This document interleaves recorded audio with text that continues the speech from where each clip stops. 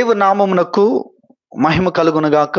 ప్రభుని మనం స్తుతించుదాం. హల్లెలూయ, హల్లెలూయ. దేవుని వాక్యం నుండి రోమాపత్రిక 14వ అధ్యాయం.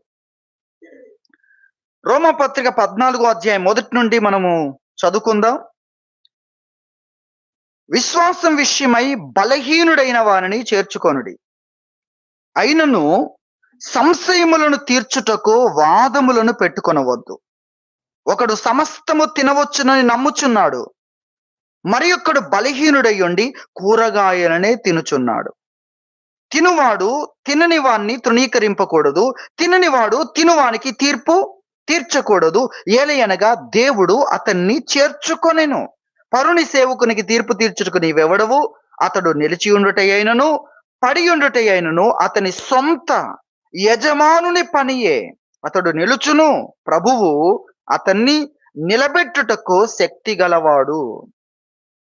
ఒకడు ఒక దినము కంటే మరి ఒక్క దినము మంచి దినమని ఎంచుచున్నాడు, మరి ఒక్కడు ప్రతి దినమును సమానముగా ఎంచుచున్నాడు. ప్రతివాడు తన మట్టుకు తానే తన మనసులో రూఢీపరుచుకొనవలెను. దినమును లక్ష్య పెట్టువాడు ప్రభు కోసమే లక్ష్య పెట్టుచున్నాడు. తినువాడు దేవునికి కృతజ్ఞతాస్తుతులు చెల్లించుచున్నాడు గనుక ప్రభు కోసమే తినుచున్నాడు. తిననివాడు ప్రభు కోసము తినుట మాని దేవునికి కృతజ్ఞతాస్తుతులు చెల్లించుచున్నాడు. మనలో ఎవడునో తన కోసమే బ్రతకడు, ఎవడునో తన కోసమే చనిపోడు. మనము బ్రతికినను ప్రభు కోసమే బ్రతుకుచున్నాం, చనిపోయినను ప్రభు కోసమే చనిపోచున్నాం. కాబట్టి మనము బ్రతికినను చనిపోయినను ప్రభువు వారమై ఉన్నాం. ఇదంతటిని మనం అర్థం చేసుకుంటే మనకు అర్థమయ్యేది ఏంటి? ఇక్కడ కొన్ని సందర్భాలు మీకు గుర్తు చేస్తాను. ఒక వ్యక్తి మాంసం తింటున్నాడు, ఒక వ్యక్తి బలహీనుడై ఉండి కూరగాయలనే తినుచున్నాడు. ఇక్కడ మనకు ఆ మాట చూస్తున్నాం. బలవంతుడు ఏమనుకుంటున్నాడు? ఇతడు బలహీనుడు, బలహీనంగా ఉన్నాడు. మొదట దేవుడు అందరికీ కూరగాయలని ఇచ్చాడు. ఆదామమ్మను సృష్టించినప్పుడు జంతువుని చంపుకొని తినమని చెప్పలేదు. మీరు ఒకసారి చూస్తారా ఆ వాక్యాన్ని? ఆది కాండము 1వ అధ్యాయములో ఇందులో 29లో దేవుడు, ఇదిగో భూమి మీదనున్న విత్తనములిచ్చు ప్రతి చెట్టును, విత్తనములిచ్చు వృక్ష ఫలము గల ప్రతి వృక్షమును మీకిచ్చి ఉన్నాను, అవి మీకు ఆహారమగును. ఇది మీ యొక్క ఆహారం, ఇది మీ ఫుడ్ అని చెప్తున్నాడు. మనం అది గుర్తించాలి. సరే మనం దాంట్లో నుండి మరలా ఎప్పుడు ఇది కలిగింది అంటే ఆ నోవహు కాలములో చెప్తాడు. చేపలు వాటన్నిటిని తినడానికి కొరకైన విషయాలు చెప్తాడు 9వ అధ్యాయం ఆది కాండంలో. సరే, మనం ఇక్కడ జ్ఞాపకం చేసుకుందాం. ఒక వ్యక్తి మాంసం తింటున్నాడు, మరొక వ్యక్తి మాంసం తినట్లేదు. మానేస్తున్నాను నేను దేవుని కోసం. దాంట్లో ఉన్న రుచి కానీ, దాంట్లో ఉన్న బలము కానీ, దాంట్లో ఉన్న ఇప్పుడు మాంసం అంటే ఏంటనుకుంటున్నారు? ఏంటండి, మీరు విందులకు వెళ్ళారనుకోండి. కాబట్టి ఇక్కడ బలహీనుడై ఉన్న వ్యక్తి ఏం చేస్తున్నాడు? తినుట మానుచున్నాడు. ఇక్కడ తినుట మానుట అంటే ఉపవాసం కాదు, ఆ విషయాన్ని. అది ఘనముగా ఉంటే ఆ ఘనతను నేను ప్రక్కన పెడుతున్నాను. నేను తినుటను ఏం చేస్తున్నాను? మానేస్తున్నాను. ఆ రుచికరమైనవి, ఆ డంబముగా చెప్పేవి, అంటే డంబమని కాదు, ఆ గొప్పతనానికి సంబంధించిన విషయాలు నేను ప్రక్కన పెడుతున్నానని ఒక వ్యక్తి అంటున్నాడు. ఇప్పుడు వీళ్ళిద్దరు ఉన్నారండి. వీళ్ళిద్దరికి సంబంధించిన విషయంలో ఇప్పుడు అపోస్తలుడైన పౌలు చెప్తున్నాడు, ఏంటి సంగతి ఈ పరిస్థితికి? ఇప్పుడు ఏదో తెరుచుకుందామని ఇద్దరు వ్యక్తులు వచ్చారు. ఎవరి దగ్గరికి? అపోస్తలుడైన పౌలు దగ్గరికి. చూడండి, ఇదిగో నేను మాంసం తింటున్నాను, దేవుడు నాకు అనుగ్రహించాడు, దేవుడు నా కొరకు చేశాడు, ఇదిగో తినమని చెప్పిన విషయాలు ఉన్నాయి అంటే, మరొక వ్యక్తి తినుట ఏం చేస్తున్నాడు? మానుచున్నాడు అన్న విషయాన్ని ఇక్కడ మనం చూస్తున్నాం. అయితే ఇక్కడ 3వ వచనంలో, తినువాడు తిననివాడిని తృణీకరింపకూడదు, అలాగే తిననివాడు తినేవాణ్ణి, తిండిపోతని గాని మాంసాపేక్ష గలవాడని గాని తీర్పు తీర్చకూడదు. అలాగే తినేవాడు, ఇతడు బలహీనుడు, ఇతడు ఉంటే మనకు చాలా కష్టం. ఇక్కడ అదే విషయాన్ని ఇక్కడ చెప్తున్నాడు. తినువాడు తినని వాణ్ణి తృణీకరింపకూడదు అనే విషయాన్ని ఇక్కడ చెప్తున్నాడు. ఇద్దరిని దేవుడు చేర్చుకున్నాడు. ఇద్దరిని దేవుడు చేర్చుకున్నాడు. అయితే ఇక్కడ ఏం చెప్తున్నాడంటే, తినేవాడు దేవునికి కృతజ్ఞతాస్తుతులు చెల్లిస్తూ ఏం చేస్తున్నాడు? తింటున్నాడు. తిననివాడు, మాంసం తిననివాడు, ఫాస్టింగ్ ప్రేయర్ మళ్ళా వేరు. మాంసం తిననివాడు ఏం చేస్తున్నాడు? దేవుని కోసం నేను అటువంటి ఆ విందు భోజనము కానీ, ఆ గొప్ప విషయాలు గాని, ఆ డాంబికమైన విషయాలు కానీ, లేక అటువంటివేవైనా నేను దాన్ని దేవుని కోసం పక్కన పెడుతున్నాను అంటున్నాడు. అది ఈ విషయాన్ని ఎవరు చెప్తున్నారు? అపోస్తలుడైన పౌలు. తినేవాడు ఏం చేస్తున్నాడు? దేవుని కోసం, దేవా నీవు నాకు ఇచ్చినందుకు స్తోత్రమని కృతజ్ఞతాస్తుతులు చెల్లించి తింటున్నాడు.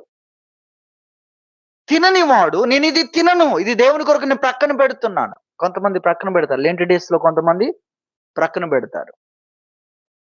మంచిదా కాదా? ఒక్కరోజు మాంసం ఉండాల్సిన టైంలో లేదనుకోండి, మీరు అస్సలు బాధపడరా? మీకు నొప్పే కలగదా? మీరు సంతోషంగా వెళ్లి దేవుని స్తుతిస్తారా?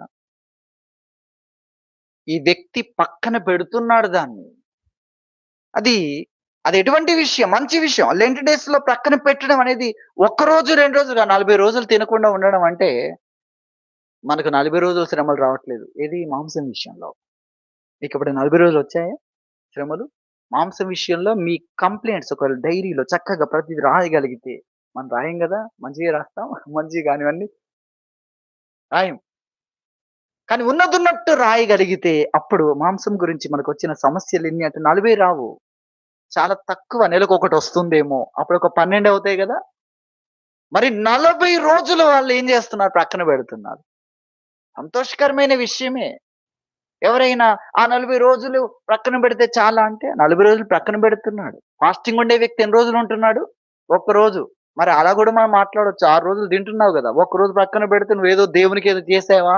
అంటే నిజమే అది. కానీ దేవుడు దాన్ని గుర్తిస్తున్నాడు గదా! 6 రోజుల్లో తినడం ద్వారా నీకు లేని సంతోషాన్ని ఏడో రోజు నీకు కలిగిస్తున్నాడు గదా! వాగ్దానం ఇస్తున్నాడు గదా! ఏదో నూతన కార్యాన్ని చేస్తున్నాడు గదా! అది మనం గుర్తించాలి. సరే. ఇక్కడ 2 సందర్భాలు ఇక్కడ కనబడుతున్నాయి.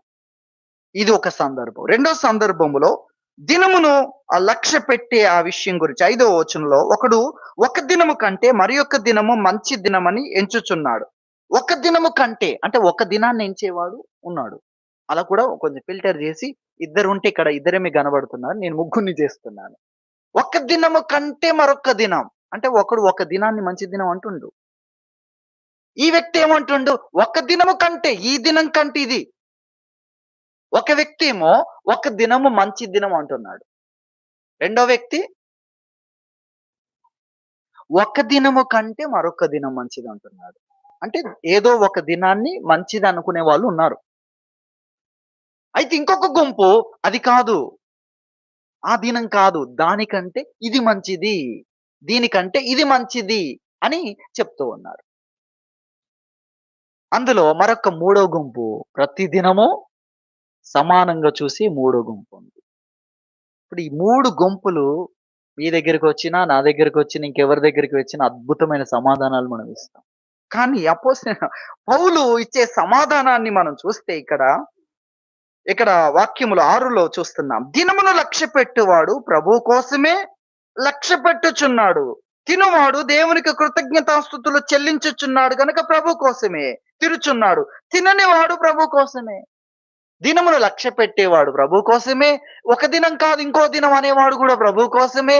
అసలు అన్ని దినములు సమానం అన్నవాడు కూడా ఎవరి కోసము? దేవుణ్ణి ఆరాధించడానికే. ఎలా ఉంది సమాధానం? ఇలా చెప్తే ఎవ్వరు రారు గదా!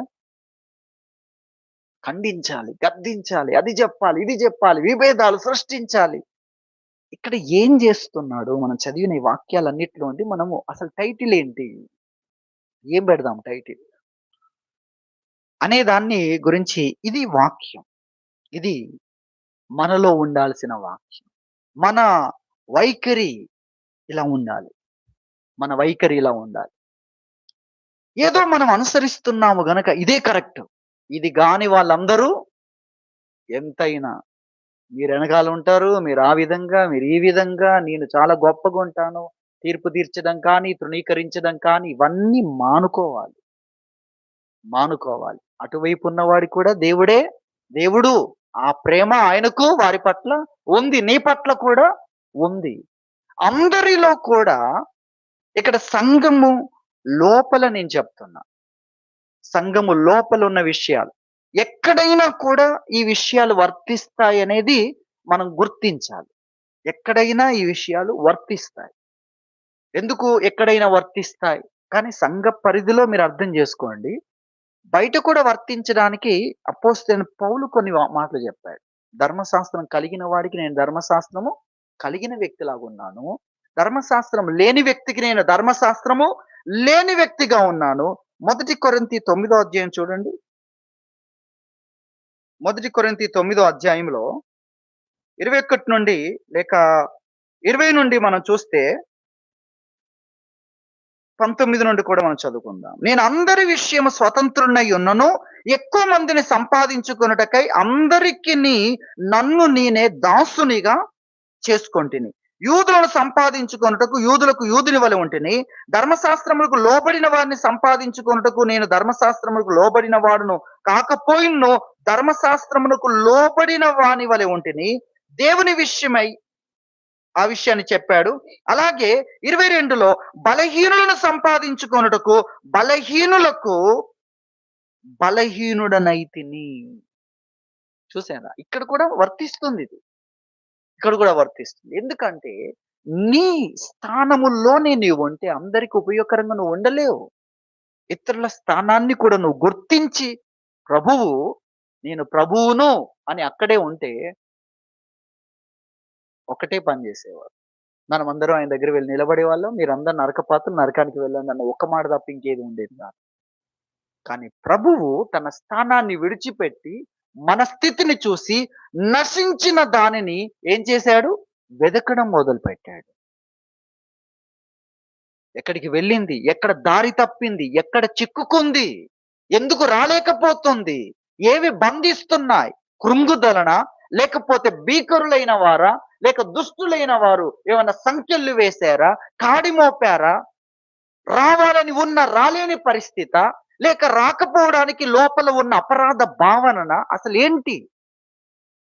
మొత్తం మన స్థితిగతులన్నీ చూసి అన్నిటికీ నేను చాలిన వాణ్ణి అని చూపెట్టుకోవడానికి వచ్చాను. అలా రాకపోతే మన పరిస్థితి ఏంటి? అది యేసుక్రీస్తు అంటే. మరి మనమంటే క్రీస్తులాగా ఉండడం అంటే ఏంటి? క్రీస్తులాగా ఉండడం అంటే నేనేంటో తెలుసా? నా స్థానం ఏంటో తెలుసా? నేనెవరో అది కాదు. నీకున్న ప్రత్యేకత ఎదుటి వ్యక్తికి ఎంతవరకు నీవు మేలు చేయగలవు, మేలుకరంగా ఉండగలవు. అది ఇక్కడ ముఖ్యమైన విషయం. కాబట్టి ఈ వాక్యములో మనకు సమయం పరిగెడుతుంది. కొంచెమే సమయం ఉంది. మనం అర్థం చేసుకోవాల్సింది ఏంటంటే, మనం ఎలా పెరుగుతున్నాం? ఏ వైఖరిలో పెరుగుతున్నాం? ఎలాంటి వాతావరణంలో పెరుగుతున్నాం? దేవుడు మనకేం నేర్పిస్తున్నాడు? మన ఆలోచన విధానం ఏ విధంగా ఉంది? తీర్పు తీర్చే విధంగా, తృణీకరించే విధంగా ఉన్నామా? లేక అందరి పరిస్థితులను అర్థం చేసుకొని అందరికీ మేలుకరంగా ఉండడాని కోసం మాట్లాడుతున్నామా? ప్రయత్నిస్తున్నామా? అలాంటి వైఖరి ఏమైనా అభ్యాసం చేస్తున్నామా? ఇది మనం గుర్తించాలి. ఇతరులతో ఉన్నప్పుడు వారెవరైనా ధర్మశాస్త్రం కలిగిన వారు కానీ, ధర్మశాస్త్రం లేని వారు కానీ, రోమీలు కానీ, అలాగే జ్ఞానానికి సంబంధించిన గ్రీకులు గాని, ఇలా అనేకులను గురించి వాక్యంలో మనం చూస్తాం. వారికి నీకున్న ఆత్మీయత ఎలా ఉపయోగపడుతుంది? ఆ పరిస్థితుల్లో ఉన్న వారికి నీవు ఎలా సహాయకరంగా ఉండగలవు? దేవుడు నీకిచ్చిన మారు మనసు, దేవుడు నీకిచ్చిన ఆత్మీయత, దేవుడు నీకు అనుగ్రహించిన పరిశుద్ధాత్మ, దేవుడు నీకిచ్చిన దైవికమైన జ్ఞానం అది ఇతరులకు నిన్ను ఉపయోగకరమైన వ్యక్తిగా నిలబెడుతుందా? లేక ఇతరుల నుండి దూరం చేస్తుంది? ఇతరులకు ఉపయోగకరముగా లేని వ్యక్తిగా నిలబెడుతుందా? ఇది మనం గ్రహించాలి. ఇది మనం గ్రహించాలి. కాబట్టి ఈ రోజు అనేకులు ఈ విషయాన్ని నేర్చుకోవట్లేదు. వారి జ్ఞానము వారిని త్రోవ తప్పిస్తుంది. దేవుడిచ్చిన అనుభవము అనుభవంతో వారేం చేస్తున్నారంటే ఇతరులకు ఎలా ఉంటున్నారు? అనుకూలంగా ఉండాల్సింది పోయి ప్రతికూలంగా ఉంటున్నారు. మన ద్వారా ఇతరులకు క్షేమము కలగాలి. మనకు ఇతరులకు ఆ వాక్యము ఇక్కడ మనం పైకెత్తవలసిన వారమై ఉంటున్నాం. మనము ఇతరులకు మేలుకరముగా ఉండే విషయం కొరకు 19వ వచనము ఎక్కువగా నన్ను ఆకర్షిస్తుంది. 19వ వచనం. ఏం చెప్తున్నాడు ఇక్కడ? ఇవన్నిటిని చెప్పి కాబట్టి అంటే దాని సారమును గురించి మాట్లాడుతున్నాడు. కాబట్టి సమాధానము, పరస్పర క్షేమాభివృద్ధిని కలుగజేయు వాటిని ఏం చేయాలి? ఆసక్తి. నీకు దాని మీదనే ఆసక్తి ఉండాలి. ఏంటి నీ ఇంట్రెస్ట్ అంటే ఎదుటి వ్యక్తి నేను. అది ప్రయాణంలో కావచ్చు, కుటుంబ జీవితంలో కావచ్చు, ఇతరులతో మనం ఉన్న సమయం కావచ్చు, సంఘము కావచ్చు, సమాజం కావచ్చు, ఉద్యోగ స్థలము కావచ్చు, ఎక్కడైనా కూడా పరస్పర క్షేమాభివృద్ధి కలుగజేసే విషయాలను ఏం చేయాలి? పైకెత్తాలి. ఇది ఇక్కడ ప్రతి దాంట్లో నేను అర్థం చేసుకుంటున్న విషయం. ఈ వాక్యంలో నుండి. దినమును లక్ష్యపెట్టే వ్యక్తి ఉన్నాడు. ఒక దినం కంటే మరొక దినం కంటే లేదు అన్ని దేవుడే చేశాడని అన్నిటిని ఇందులో చెప్పేదేంటంటే, నువ్వు దినము ముఖ్యమని ఎవరి కోసం అంటున్నావు? దేవుణ్ణి ఆరాధించు. ఒక దినం ప్రత్యేకమని ఎందుకు దాన్ని ప్రత్యేకంగా ఎంచుతున్నావు? దేవుని కోసం. అంతా సమానమని ఎవరి కొరకు అంటున్నావు? దేవుని కోసం. మరి అంతా దేవుని కోసమైనప్పుడు మీ మధ్యలో ఏంటి విభేదాలు? దేవుని కొరకే కదా! దేవుని కొరకు ఆ మార్గాన్ని ఏర్పాటు చేసుకున్నాడు. దేవుని కొరకు ఈ మార్గాన్ని. ఆ మార్గాలను దేవుడు ఖండిస్తూ ఉంటే, దేవుడు విమర్శిస్తూ ఉంటే, దేవుడు చేర్చుకోకపోతే వేరే విషయం. నీకు అర్థమవుతుంది కదా! అన్నిటి దగ్గరికి వెళ్లి మీరు ఆ విధంగా అనకూడదు. దేవుడు అంగీకరించలేని విషయాలను అలా తీసుకోవద్దు. నేను దేవుని కొరకే నీకు అర్థమవుతుందా? నేను దేవుని కొరకే చేస్తున్నాను. గాయపరుచుకునేవాడు దేవుని కొరకే గాయపరుచుకుంటున్నానంటే అది కాదు. అలాగే ఆహ్, మద్యం త్రాగేవాడు దేవుని కొరకే త్రాగుతున్నానంటే అది కరెక్ట్ కాదు. అంటే ఇది కూడా మేము గుర్తు చేయాలి మరి. దేవుడు చేర్చుకోగలిగిన విషయాలు. అలాగే విషం తాగేవాడు దేవుని కొరకే తాగుతున్నానంటే ఎలా ఉంటుంది? సరైంది కాదు. అలాగే ఇంక ఏవైనా దేవుడు చేర్చుకునే విషయాల గురించి మాట్లాడుతున్నాను నేను. అన్ని దేవుని కొరకే కాదు. అన్ని దేవుని కొరకు కాదు. దేవుడు చేర్చుకునే విషయాలు. దేవుడు అంగీకరించే విషయాలను. వాటిల్లో సంఘాల మధ్యలో ఎందుకు వ్యత్యాసం కలుగుతుంది? మీరు ఆలోచించండి. అలాగే ఒకరినొకరు తృణీకరించి ఈ ప్రేమ అన్న దాంట్లోకి రాకుండా ఎందుకు ఒకరికొకరు సహాయకరంగా లేని పరిస్థితి ఎందుకు కలుగుతుంది? దేవుడు చేయొద్దన్నాడా? శత్రువునే ప్రేమించమన్నప్పుడు మనకెవరు శత్రువులు లేరు. వాళ్ళకు మనం శత్రువులు గాని మనకెవరు శత్రువులు లేరు. ఎందుకంటే మనము క్షమించాము గనక మనకు శత్రువు కాదు. మనం పగ తీర్చుకోవాలని లేము గనక మనకసలు సంబంధమే లేదు.